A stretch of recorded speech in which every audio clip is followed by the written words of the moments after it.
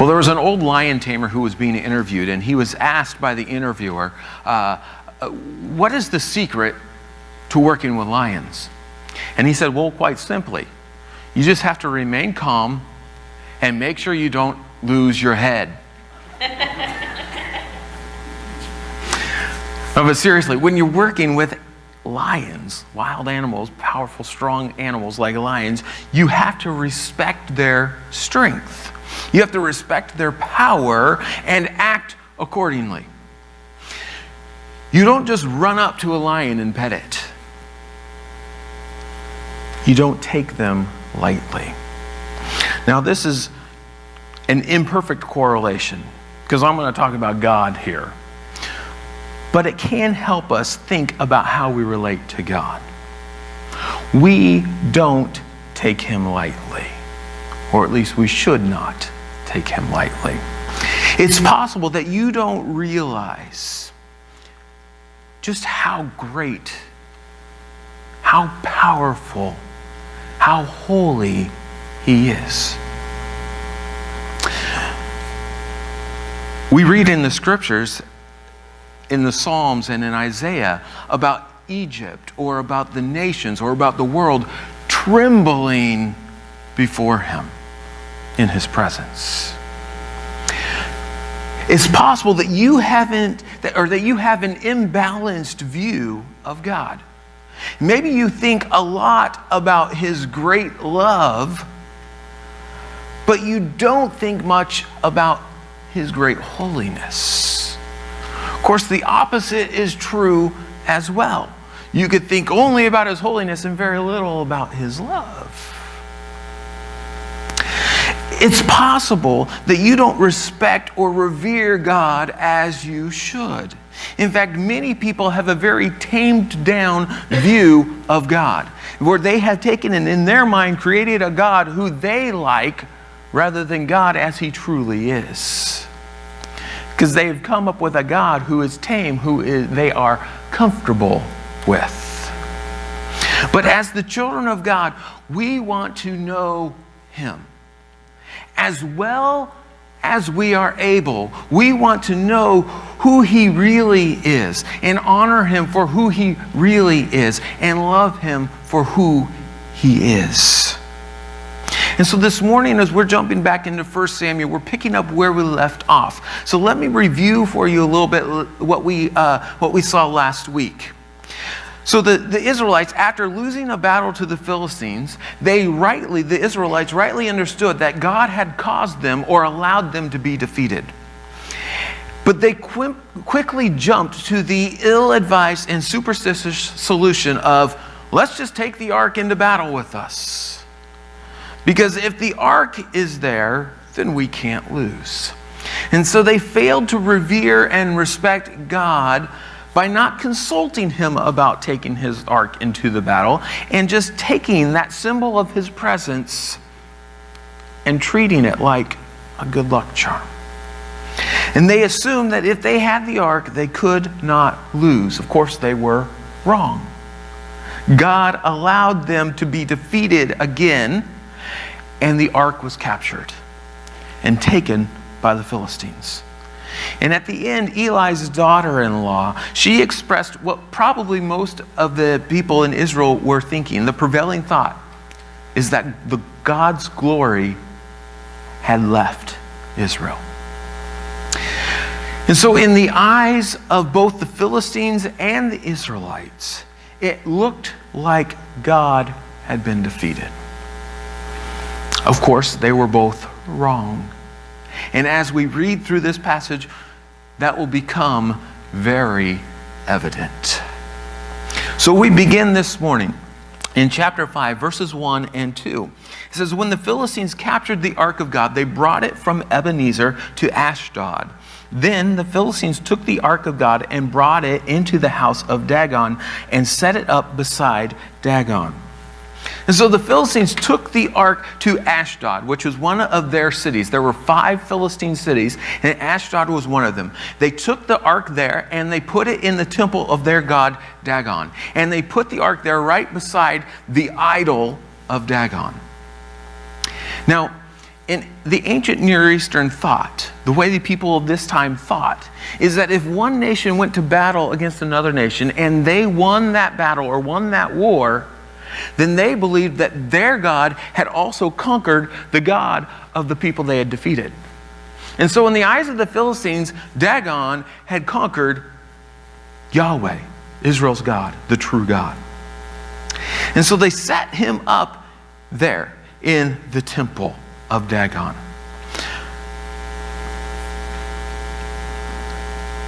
And so the ark, if you remember, was a symbol of God's presence. But to the Philistines, it was kind of like an idol. They probably thought of it like an idol. Or being a box, they may have thought that the box contained God, or that God somehow lived in that box. But either way, they treated it like it was an idol. And they set it up there in the temple. But why put the ark of God in Dagon's temple? Well, it pictured the idea that God, the true God, was less powerful and subservient to Dagon. In a sense, it was as if God, Yahweh, was paying homage to this idol, to the Philistine god, Dagon. At the same time, it also portrayed that any power that the true God might have was now be used in the service of Dagon and in helping the Philistines. And so to put it simply, God was believed to be weak, to have been defeated and humbled before Dagon. But let's keep reading verse 3. It says, and when the people of Ashdod rose early the next day, behold, Dagon had fallen face downward on the ground before the ark of the Lord. So they took Dagon and put him back in his place. And so the people, the Philistines, they go to the temple the next morning and they find that Dagon is laying there on the ground. He's fallen off his base. And not only that, but he is face down on the ground as if he is bowing before the ark. And the point that's being made here is very clear. Dagon is not greater than Yahweh. Yahweh, the true God, is not in submission to this idol, to this false god, Dagon. But Dagon is actually in submission to God. Well, the Philistines assume that Dagon had defeated God, but now he is there bowing before the supposed loser. And this part of the story, it plays out kind of like a comedy. You have these people going in and finding their so-called God lying there on the ground. And they have to then take and pick him up and put him back on his base. Now we're talking about what? A God who has to be helped off the floor and picked up and put back on his base. There's commentary going on there. Is he really a God? No. In fact, this supposed God who was supposed to be helping the people of the Philistines has to be helped by his people. Something is backwards here. They worship this idol, but this idol is actually powerless and helpless. But wait, there's more. Keep reading, verses 4 and 5. It says, but when they rose early the next morning, behold, Dagon had fallen face downward on the ground before the ark of the Lord, and the head of Dagon and both his hands were lying cut off on the threshold. Only the trunk of Dagon was left to him. This is why the priests of Dagon and all who enter the house of Dagon do not tread on the threshold of Dagon in Ashdod to this day. And so this is day 2, round 2. They have set Dagon back up on his pedestal, on his base, but he has fallen down again. But not only that, but as he fell, this time as he bowed before the ark of God, his head and his hands were cut off. Now, assuming that Dagon had any power at all to begin with, he is now rendered completely powerless. Why? Because he has no head. No head to think. No head in with which to decide to act on behalf of the Philistines. And not only that, he has no hands. So even if he wanted to act, he can't. He can't do anything. He is powerless. And so he has been exposed as a fraud, as powerless, as incapable of doing anything. But at the same time, God is shown to be the greater. He is shown to be powerful, and he doesn't need the help of people.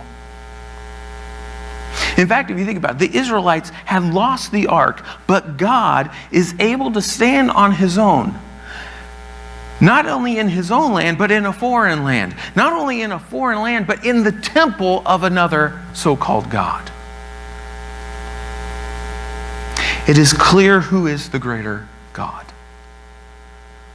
It's Israel's God. It's Yahweh, the one true God. Well, this is only the beginning. And it takes the Philistines a while to catch on. But they will learn about the greatness of God. We're going to continue reading in verses 6 and 7. He says, the hand of the Lord was heavy against the people of Ashdod, and he terrified and afflicted them with tumors, both Ashdod and its territory. And the men of Ashdod saw how things were. They said, the ark of the God of Israel must not remain with us, for his hand is hard against us and against Dagon, our God. So the people of Ashdod, that city of the Philistines where the ark was being kept, started getting sick. And they have some kind of tumors, there's some kind of growths or abnormalities on their skin, on their bodies. And we get this phrase here that the hand of the Lord was heavy against the people. And this phrase reminds us of Egypt. It reminds us when God was working there in Egypt, when he sent the plagues on the Egyptians. And you remember Pharaoh, he refused to submit to God and refused to let the people go. And God then displayed his power in Egypt. God's doing it again. But this time to the Philistines. You see, the Philistines, they knew about Egypt. If you remember last week, they had mentioned it. When they went to battle and the people of Israel brought the ark and they heard this battle cry, they remembered, their God is here. And remember what they did to the Egyptians? So they know about God's power. They've heard about it, and now God is there. And those people in Ashdod or around Ashdod realize what's happening. This is happening because the ark is here, because we have taken it, and his hand is against us. They understand that God is causing this, and they want the ark gone. Get it out of here. They recognize that God is greater than Dagon, and they can do nothing to oppose him. Look at verse 8. So they went and gathered together all the lords of the Philistines and said, what shall we do with the ark of the God of Israel? They answered, let the ark of the God of Israel be brought around to Gath. So they brought the ark of the God of Israel there. But after they had brought it around, the hand of the Lord was against the city, causing a very great panic, and he afflicted the men of the city, both young and old, and so that tumors broke out on them. So they sent the ark of God to Ekron. But as soon as the ark of God came to Ekron, the people of Ekron cried out, they have brought around to us the ark of the God of Israel to kill us and our people. So they sent therefore and gathered together all the lords of the Philistines and said, send away the ark of the God of Israel and let it return to its own place, that it may not kill us and our people. For there was a deathly panic throughout the whole city. The hand of God was very heavy there. The men who did not die were struck with tumors, and the cry of the city went up to heaven. And so the Philistines, remember, they have 5 cities. And so when this starts happening, they got all the leaders together from those 5 cities, and they had a discussion to decide what to do with the ark of God. And they decide to move it to Gath. Now, Gath is the town where Goliath will come from. But they decide to move the ark to Gath. Now, why move it to another city? I mean, why? They wanted to send it back. Why just move it to another city? Well, it appears most likely, probably some of the men who were there didn't believe that the plague was actually caused by God. They're thinking, well, it's just a coincidence that it came about at the same time as the ark came here. But so they don't believe that it's being caused by God because of them holding the ark of God captive. So they decide just to send it to Gath. Why Gath? Well, Gath is more inland, and where Ekron was Ashdod was a seaport. And so some have suggested that the Philistines were thinking, well, this is just a plague. It's just something that came from the ships, or it's very not uncommon for diseases and things to be carried in on these ships, but from the people or the rodents that were on these ships. And so they think, we'll just move the ark to another place that's less susceptible to disease than that seaport. And so they're thinking that if the ark goes to Gath and there's no problems there, then they can just chalk it up to coincidence. Oh, it just happened this way. It's not really God doing it. It's not something supernatural. But what happens when the ark gets to Gath? The exact same thing that happened at Ashdod. And so now the Philistines in Gath get scared, and they begin to panic, and they want to send the ark away. So they do. They send it off to Ekron. But when they take it to Ekron, the people there, they know what's been happening, and they get scared, and they actually begin to panic. I mean, they're terrified. They don't want the ark there. Now, here's the funny thing about what has just happened. I mean, the ark went from Ashdod to Gath to Ekron. It's traveling all around Philistine country. It was, again, not uncommon for when an army would win a battle or a war to take a victory tour through their land and to parade around their captives. But here what's happening. The ark is being paraded around the Philistine territory, but not as the loser. He's the winner. They're afraid of him. So the ark is being carried around, and people are recognizing the greatness of God, of Yahweh.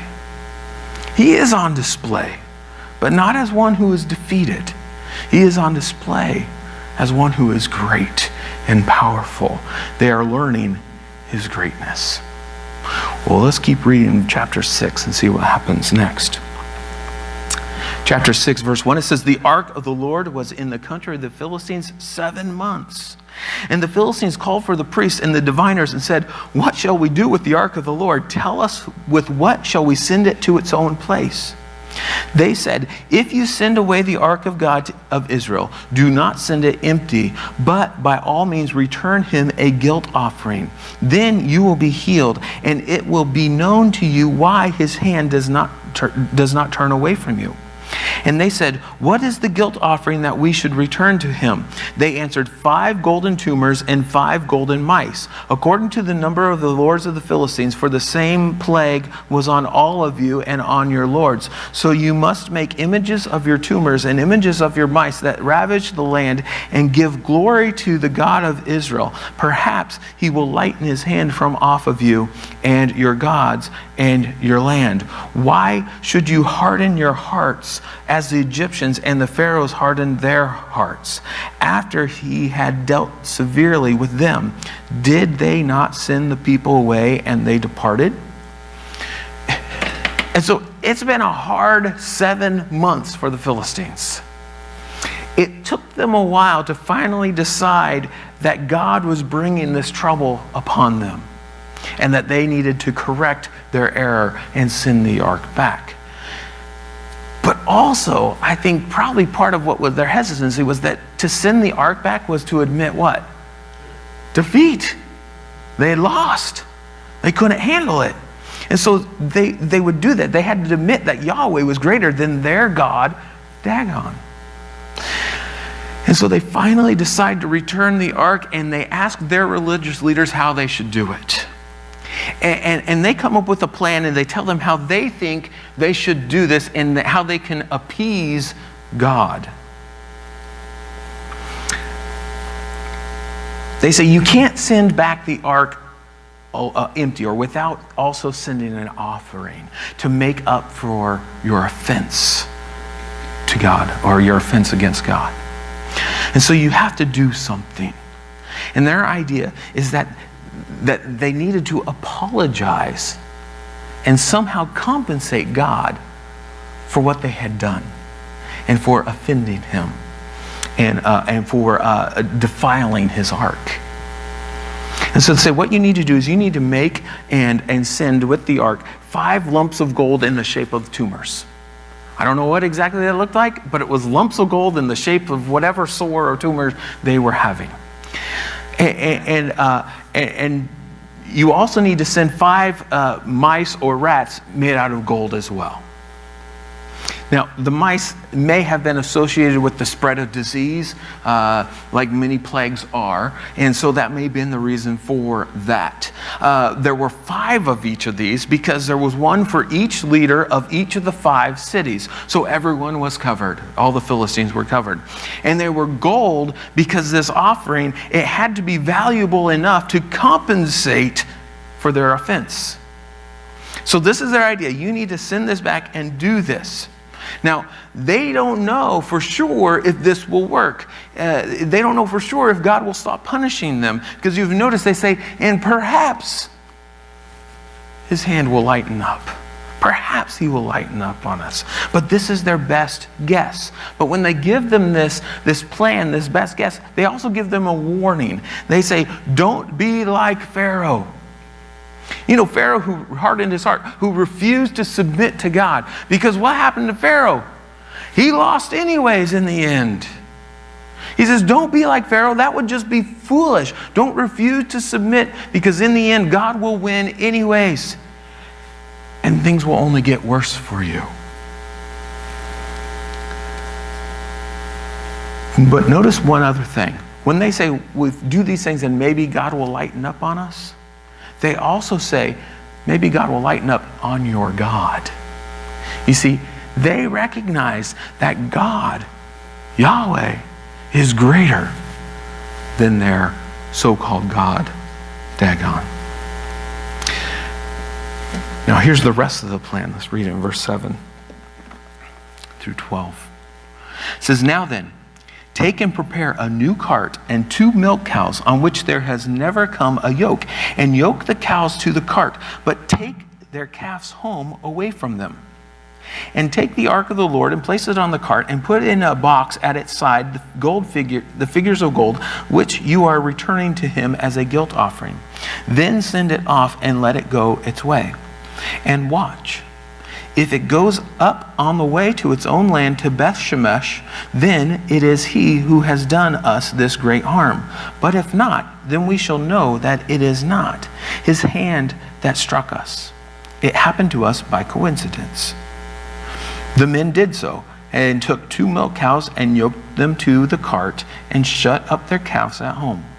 And they put the ark of the Lord on the cart and the box with the golden mice and the images of their tumors, and the cows went straight in the direction of Beth Shemesh along one highway, lowing as they went.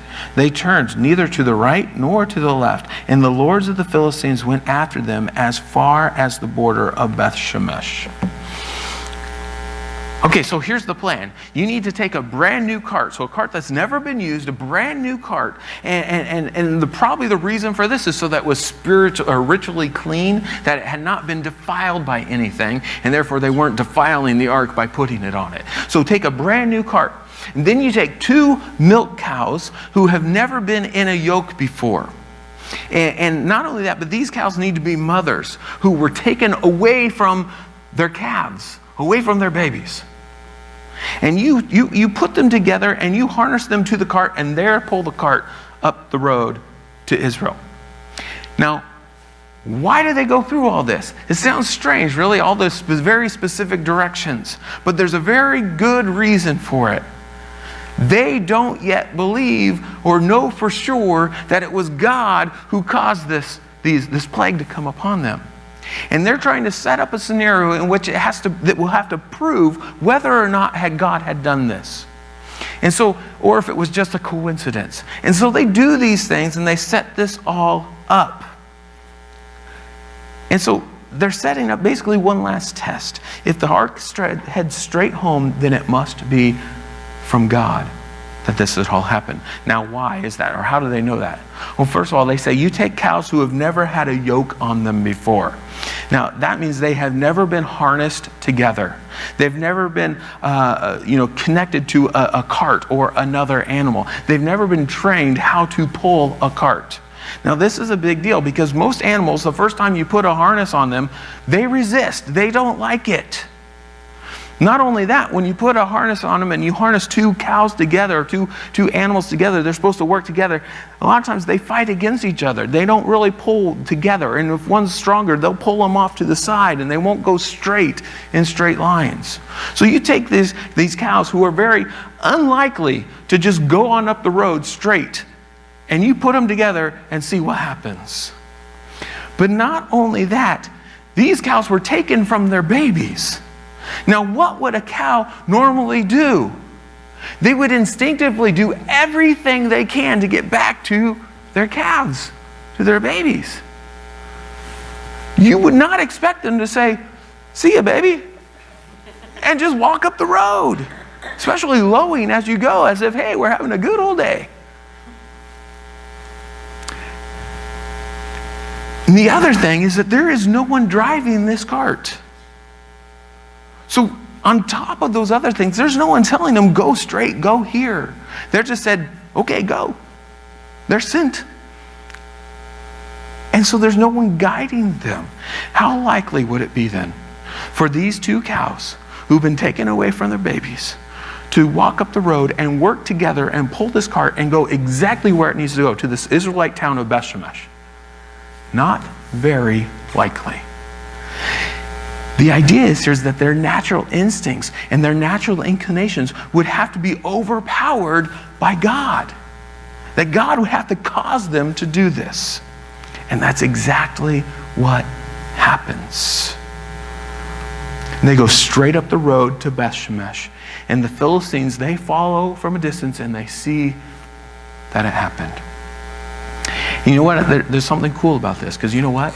God revealed himself to the Philistines that day. He showed them that he was there. He didn't do it through a prophet. He did it through some cows. But God revealed himself to the Philistines there. They saw that God was real. They saw that he was sovereign, that he was in control of things, that he was powerful, that he had the ability to do this. They knew now that God had laid waste to their false god and had proven his strength. But then this leads me to the question, but how did they respond to this great God? And how did Israel respond to this great God? And of course that begs the question then, how do you respond to this great God? Look at chapter 6, beginning in verse 13. It says, now the people of Beth Shemesh were reaping their wheat harvest in the valley. And when they lifted up their eyes and saw the ark, they rejoiced to see it. The cart came into the field of Joshua of Beth Shemesh and stopped there. A great stone was there, and they split up the wood of the cart and offered the cows as a burnt offering to the Lord. And the Levites took down the ark of the Lord and the box that was beside it, in which were the 5 golden figures, and set them upon the great stone. And the men of Beth Shemesh offered burnt offerings and sacrifices on that day to the Lord. And when the Lord of the Philistines saw it, they returned that day to Ekron. These are the golden tumors that the Philistines returned as a guilt offering to the Lord. 1 for Ashdod, 1 for Gaza, 1 for Ashkelon, 1 for Gath, and 1 for Ekron.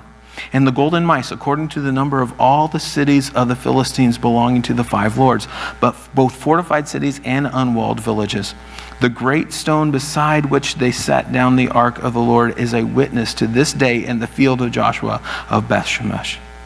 And he struck down some of the men of Bethshemesh because they looked upon the ark of the Lord. He struck 70 men of them, and the people mourned because the Lord had struck the people with a great blow.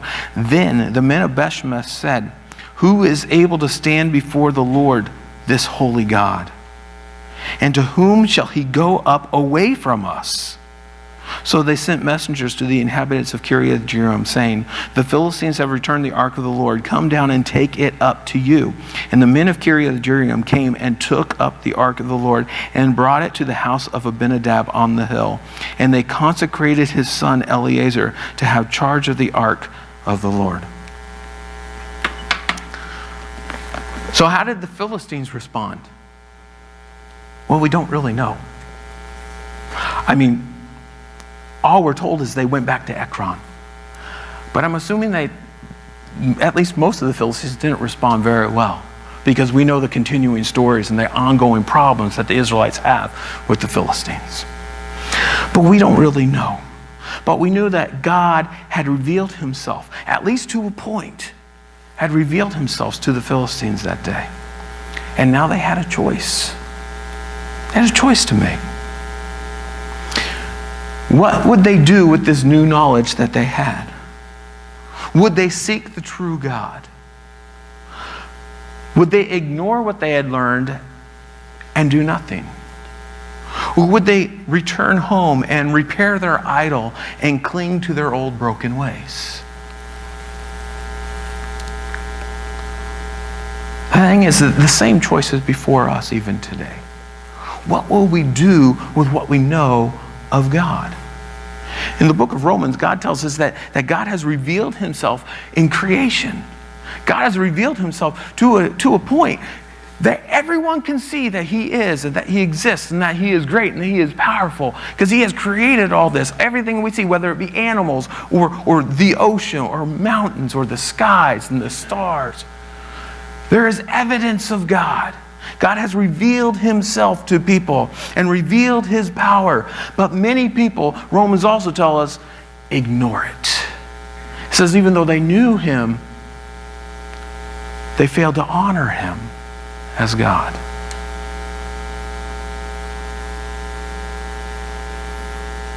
So many people just ignore what they can see about God and cling to their old broken ways. The thing is, it's those old, broken, sinful ways that have cut us off from God, that separate us from God.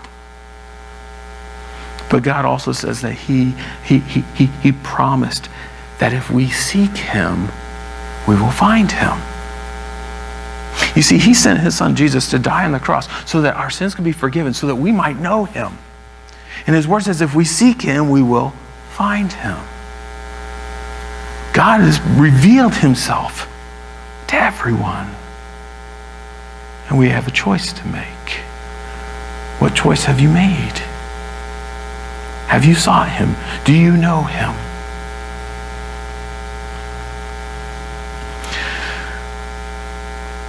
What about the Israelites? How did the Israelites respond to God? Well, we see here they were first very excited to see the ark return. In fact, they celebrated before God. And they used a large stone that was there in the field as an altar, and they sacrificed to God, and they worshiped God there. But then the good news is quickly interrupted. Because we're told that some of the Israelite men were put to death by God. Now why? Well, basically, it's because they disobeyed Him and they disrespected Him. They disrespected their holy God. And they knew better. And they did one of two things. Your translation may say something different. Either say they looked into the ark or they looked upon the ark. They looked at it. So they did one of these two things. But either way, either one of them was wrong. They weren't supposed to. They knew from the Old Testament law that they were not to touch the ark. And in order to look into the ark, what would they have had to do? Touch it and lift that lid. I mean, why would they have done that? Well, they may have been checking to make sure everything was all right. May have been checking to see that the tablets were still there. They may have been just curious. but they would have had to touch it. But not only that, we know that they weren't supposed to even look at the ark. The ark was kept covered anytime it was outside of the Holy of Holies. We learned this when we went through Exodus or Numbers, that the Levites didn't even look at it. They would cover it before it was taken out. The people were not to look at it. So either way, whatever they did, they disrespected God and they knew it was wrong. You see, the ark was a symbol of God's presence. And God is to be revered. And so they were to respect the ark as well. And they were to treat it with great respect.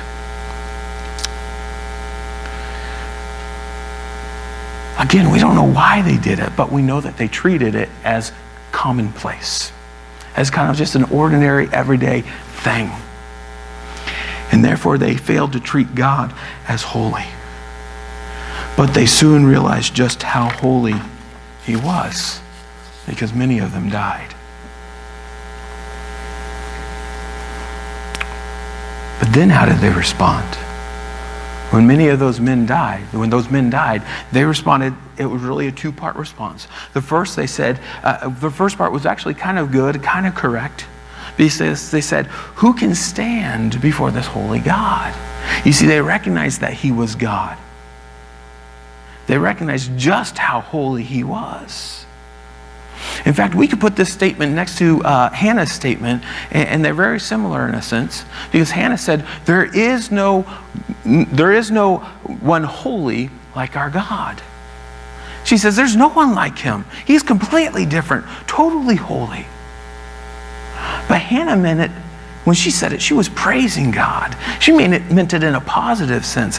These men, when they're saying that God is holy, they're not meaning it in a positive way. They're actually, in a sense, kind of complaining about God. He's too holy. Because what's the second part of the response? Get it away. Get the ark away. We don't want that symbol of God's presence here. So they recognize that He's holy, but they're just like, they immediately want to get rid of the ark. And this tells me that they don't have an intimate relationship with God. In fact, their relationship with God is really just superficial. So that when they see the holiness of God, they recognize the holiness of God, they fail to appreciate Him. On the other hand, you have the people of Kiriath Jearim who come up and they have the right perspective and they have the right response because they welcome the ark and they consecrate Eleazar to care for it. They consecrate him. In other words, they go through and some kind of cleansing process so that he is purified, so that he can work and care for the ark and that he is clean. So he's not going to disrespect or defile the ark and therefore disrespect or dishonor God. You see, they are happy to honor God. They are happy to keep the symbol of His presence with them, and they are careful to recognize His holiness. And they see it as a good thing, the good thing that it truly is. And they revere God. So we come to the question, how do you respond to God? How do we respond to God and His holiness? The thing is we need to recognize that God is holy. Recognize that He is high above us, that He is worthy of the utmost respect and honor. He isn't to be treated as commonplace. Now, do you know what that means? To be commonplace. God is holy, not commonplace. In our house, Julie has some dishes that are called china. Those are fancy dishes for special occasions. We also have in our cupboard the regular dishes that we use every day.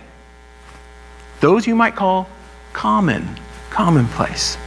Now, if I'm going to take a dish with me, I might get in trouble to do this, but if I were to take a dish with me out to the garage while I'm working, which one am I going to take?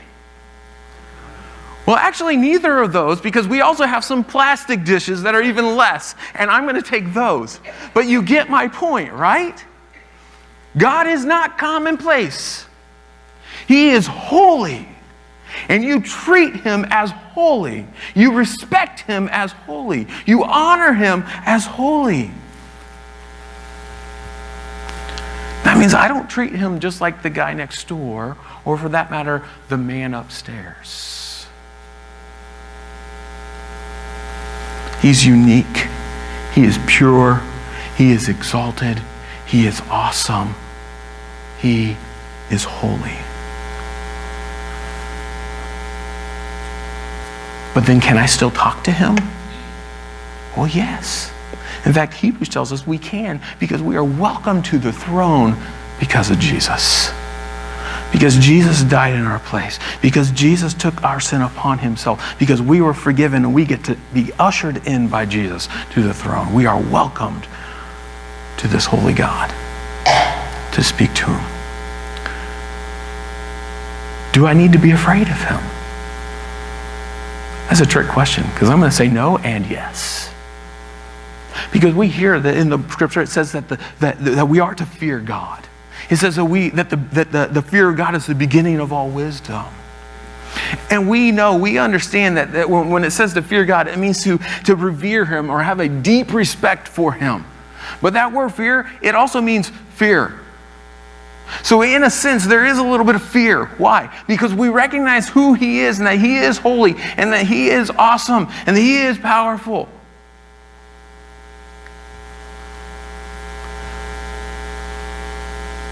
So God is awesome, and in a sense, we're to fear him. But God is also loving and kind and good. And I read in the scriptures that perfect love casts out all fear. And you know what? I have been loved perfectly by God. How do I know that? Because when I was yet a sinner, Christ died for me. That's what the word says. He demonstrated his love. And then while we were still sinners, Christ died for me. For us.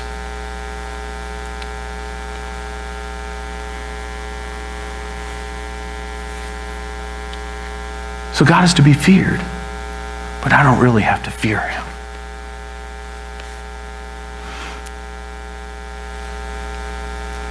But that means that God is the one who we can approach and who we can pray, as Jesus taught us. Our Father, who art in heaven, hallowed be your name. You catch that? Our Father. There's an intimacy to that. There's a closeness to that. He's our Father. And yet then we pray, hallowed be your name. May your name be exalted. May your name be praised. May your name be held up as holy. And see, we hold these two because that is our God. He is our Father, and he is holy. So God is good, and he is kind, and he is holy. C.S. Lewis, in his Narnia books, in the book The Lion, the Witch, and the Wardrobe, there's a conversation between Susan and Mr. Beaver. And Mr. Beaver is telling Susan about Aslan. Well, Aslan is the lion character in the books, and he represents Jesus. And Susan is finding about this, and Mr. Beaver says to her, Aslan is a lion, the great lion. And Susan says, oh, I thought he was a man. Is he quite safe? I shall feel rather nervous about meeting a lion. And Mr. Beaver responds this way. He says, safe? Who said anything about safe? Of course he isn't safe. But he's good. That's the picture. God is good and kind, and he is holy. So revere him and love him, but never take him lightly.